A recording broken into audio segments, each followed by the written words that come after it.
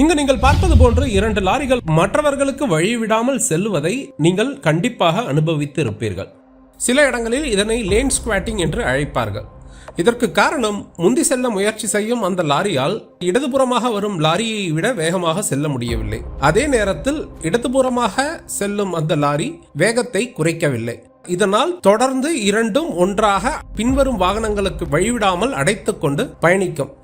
இந்த நிலை இந்தியாவில் பல 4 வழி சாலைகளில் நடக்கின்றது. இந்தியாவில் மட்டுமல்ல, பல நாடுகளிலும் இது நடக்கின்றது. பல நாடுகளில் இவ்வாறு செய்தால் அதிகமான அபராதம் விதிக்கப்படும். ஆனால் இந்தியாவில் அப்படி ஒரு சட்டம் தெளிவாக இல்லை. மற்ற வாகனத்தை ஓவர்டேக் செய்யும் பொழுது இடதுபுறத்திலிருந்து வலதுபுறம் சென்று முந்தி சென்ற பின் வலதுபுறத்திற்கு வர வேண்டும் என்ற சட்டம் இருக்கின்றதை தவிர, எவ்வளவு நேரம் இவ்வாறு பாதையை அடைக்கலாம் என்பதற்கு ஒரு சட்டம் தெளிவாக இல்லை.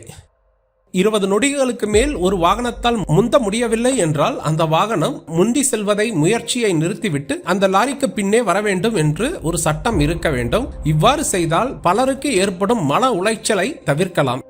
இதனை பற்றி நீங்கள் என்ன நினைக்கிறீர்கள்?